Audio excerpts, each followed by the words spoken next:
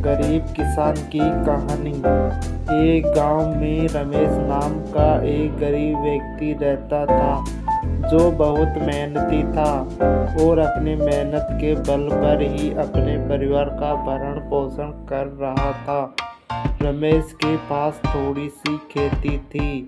उसी खेती को वह करके अपना घर को गुजारा चला रहा था। खेती में उतना कर लेता था कि वह अपने परिवार का पेट बड़ी आसानी से भर सकता था। खेती में उतना कर लेता था कि वह अपने परिवार का पेट बड़ी आसानी से भर लेता था। और उसी गांव में एक अमीर शहजादा रहता था। शहजादा की पैतृक संपत्ति उसके पास थी। खेत खलियान संपत्ति भी उसके पास में बहुत खूब सारी थी। बेशुमार धन दौलत सब कुछ था उसके पास। जितना बड़ा खजाना था उतना ही छोटा उसका दिल था। वह मजदूरों से खूब काम तो करवाता था। पैसे के नाम पर उन्हें पैसे ही और साथ ही उन्हें लिज्जत भी दुत्कारता भी था। वह बहुत बड़ा कंजूस व्यक्ति था। पर क्या करे, गरीबी की हाल में मजबूर कर रखा था। आधा गांव उसके खेत खलियान में काम करता था। गांव के बीच कुछ लोग रमेश को देख बड़े हैरान थे कि वह इतनी सी थोड़ी सी जमीन में अच्छी फसल कैसे कर लेता है। उसी साल गांव में भयंकर तबाही हुई। खूब आंधी तूफान बारिश सब कुछ आया और सब कुछ तहस नहस करके चला गया। उस गांव के हालात इतने बुरे हो चुके थे कि लोगों के पास खाने तक के लिए कुछ नहीं बचा। उसी में से एक रमेश, जिसकी हालत गांव के सभी व्यक्तियों से ज़्यादा कमज़ोर हो चुकी थी, जैसे तैसे करके अपना घर का गुजारा कर रहा था। एक वक्त के बाद उसके पास भी खत्म हो जाता है। हालत इतने बुरे हो चुके थे कि रमेश के पास शहजादे से कर लेने के अलावा और कोई रास्ता नहीं बचा था। अगले दिन शहजादे के पास कर्ज लेने के लिए रमेश जाता है। शहजादे ने रमेश की पूरी बात सुनी और उसके मन में लालच जागा, क्योंकि वह पहले तो कंजूस था।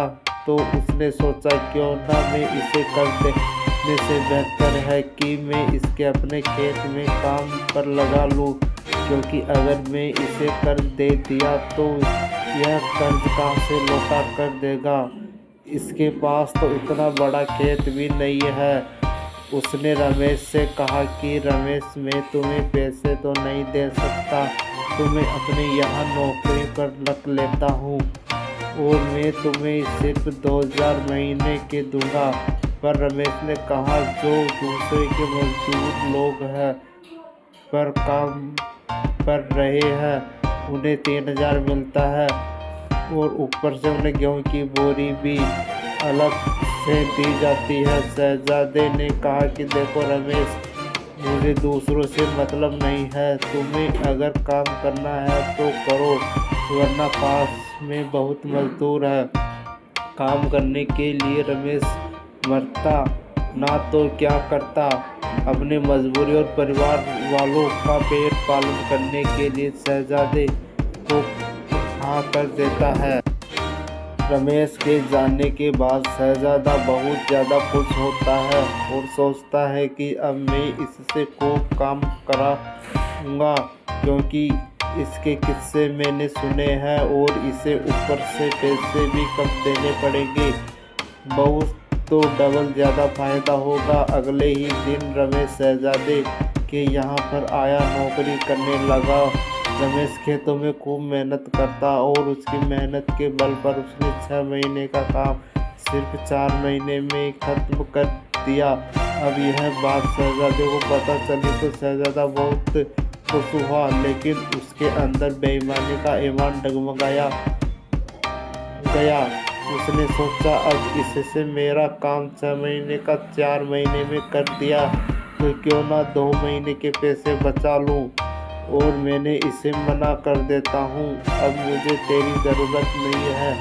जब तेरी ज़रूरत पड़ेगी तब मैं तुझे वापस अपने पास बुला लूँगा, पर अभी तू यहाँ से चला जा।